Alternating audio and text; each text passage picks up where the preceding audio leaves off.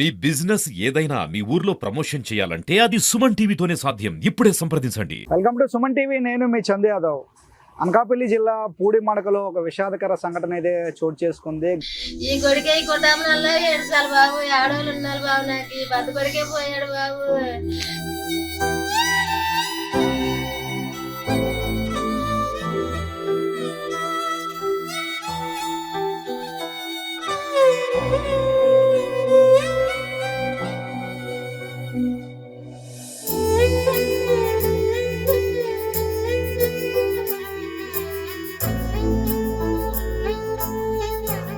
గంగమ్మ తల్లిని నమ్ముకొని నిత్యం సముద్రంలో ఈదులాడుతూ మత్స్య సంపద గంగమ్మ తల్లి ఇచ్చిన మత్స్య సంపదని తీసుకొని బతుకు జీవుడు అంటూ జీవనం సాగిస్తున్న ఒక మత్స్యకారుడైతే ఏదైతే ఆ మత్స్య సంపద మత్స్యకారుని లోపలికి తీసుకువెళ్ళిపోయిన సంఘటన అయితే నిన్న అనకాపల్లి జిల్లా పూడిమడక ఆ సముద్ర తీరంలో అయితే చోటు చేసుకుంది.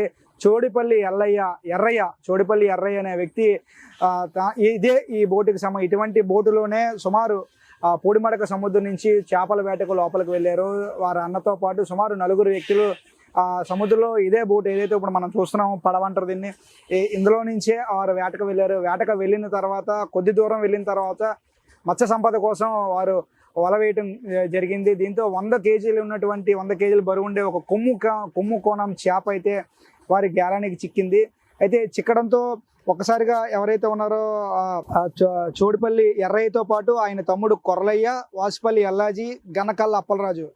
సో నిన్న బుధవారం ఉదయం వేటకు వెళ్ళారు. వేటకు వెళ్ళిన తర్వాత నిన్న సాయంత్రం అయితే వారికి వేసిన గేలానికి ఒక కొమ్ముకోణం 100 కేజీల బరువు ఉండే కొమ్ముకోణం చేప అయితే తగిలింది. దీంతో ఒకసారిగా ఆ చేప ఆ లోపలికి లాగడంతో వీరందరూ కలిపి బయటికి పడవలోకి అయితే ఆ చేపను లాగే ప్రయత్నం చేశారు. ఇంతలో ఆ చేప విదిలించుకొని ఒక్కసారిగా వరతో పాటు ఎవరైతే ఉన్నారో చోడిపల్లి ఎల్లైని కూడా లోపలికి పడిపోవడంతో ఒక్కసారిగా లోపలికి లాక్కెళ్ళిపోయింది.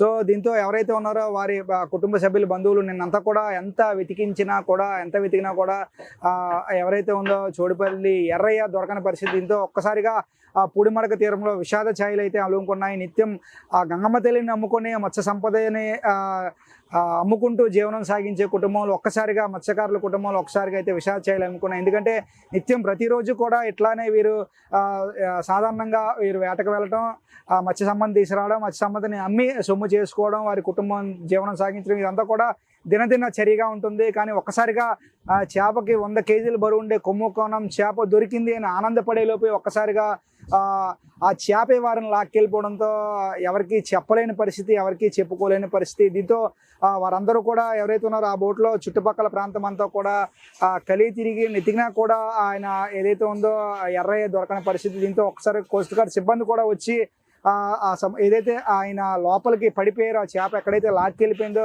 అదంతా కూడా నెతికినా కూడా దొరకని పరిస్థితి. దీంతో ఒకసారిగా కుటుంబ సభ్యులు కూడా బాధపడుతూ ఉన్నారు. కుటుంబ సభ్యులు, వారి తల్లి కూడా కుటుంబానికి అందించిన కొడుకు, ఆయన చాలా మంచి వ్యక్తి ఎర్రయ్య, మా కుటుంబాన్ని పోషించేవాడు, ఇప్పుడు కుటుంబానికి పెద్ద అయినటువంటి వ్యక్తి లేకపోవడంతో మాకు దిక్కెవరంటూ కూడా రోధిస్తూ ఉన్నారు. మరోవైపు ఆయనతో వచ్చిన చేపక వేటకు వెళ్ళిన వారు కూడా మాట్లాడుతూ ఉన్నారు. వారు ఏమంటా ఉన్నారో వారి విషయంలో అడిగి తెలుసుకునే ప్రయత్నం చేద్దాం.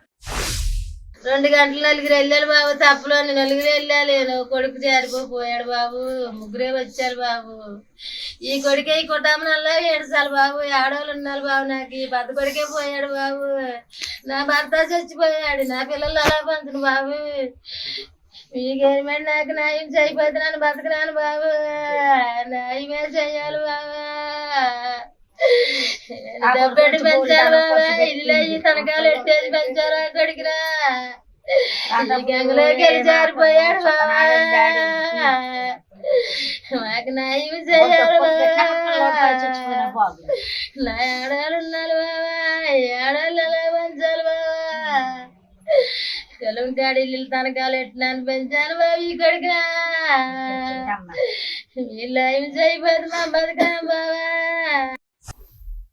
మేము బుధవారం నైట్ 2 గంటలకి 4 వేటకి వెళ్ళాం సార్. నా పేరు వాసుపల్లి ఎల్లాజీ, చోడిపల్లి కొర్రలయ్య, చోడిపల్లి ఎర్రయ్య, గనకల్ల అప్పలరాజు అనే వ్యక్తులు 4 వేటకి వెళ్ళాం సార్. మేము రిటర్న్ వచ్చే సమయానికి 9:30 సమయంలో మాకు కొమ్ముకోణం చేప గేరానికి చిక్కింది సార్. ఆ చేపను తీసుకొచ్చి దానికి ఇంకో స్పేర్ గాలం వేసే సమయంలో తాడు చిక్కింది సార్ మనోడికి. చేప లాక్కుపోవడంతో తాడుతో వెళ్ళిపోయాడు సార్. నెక్స్ట్ మినిట్ వెంటనే స్పేర్ తాడు పట్టుకుని నేను దూకడం జరిగింది సార్.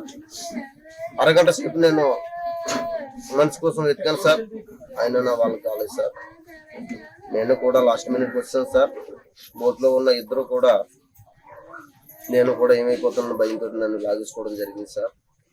దాదాపు నాకు చికెన్ గేలానికి చికెన్ కొమ్ముకునే చేప దాదాపు 200 కేజీలు పైగా ఉంటుంది సార్. దీనివల్ల ప్రభుత్వం సేకరించి ఆ ఫ్యామిలీకి కానీ వాళ్ళందరికీ సహకారం అందించాలని మనస్ఫూర్తిగా కోరుకుంటున్నాను సార్. సో ఇప్పుడు అక్కడ మనం చూడొచ్చు, ఏదైతే పడవ వెళ్తుందో ఆ విధంగానే వీరందరూ కూడా వెళ్ళారు. బుధవారం ఉదయం బయలుదేరి వెళ్ళి అంటే ఎక్కువ మత్స్య సంపద వస్తుంది, మనం కుటుంబంతో ఆనందంగా ఉందాం అనుకునే లోపే ఒక 100 కేజీల చేప వారి గేలానికి చిక్కింది. ఈలోపు చాలా ఆనందపడతా ఉన్నారు, 100 కేజీల చేప వచ్చింది అని ఆనందపడే లోపే ఆ చేప ఒక్కసారిగా ఎవరైతే ఉన్నారో చోడుపల్లి ఎర్రయ్యని లోపలికి లాక్కొని వెళ్ళిపోయిన పరిస్థితి. దీంతో ఒక్కసారిగా వారందరూ కూడా షాక్ అయ్యారు. ఈ లోపు ఎతికే సమయం కూడా వారికి ఆ చేప ఇవ్వలేదు. సో ఇప్పుడు సేమ్ వీరు ఎలాగైతే వెళ్ళారో ఆ విధంగానే వారు కూడా సముద్రం లోపలికి వేటకి వెళ్ళటం అయితే జరిగింది.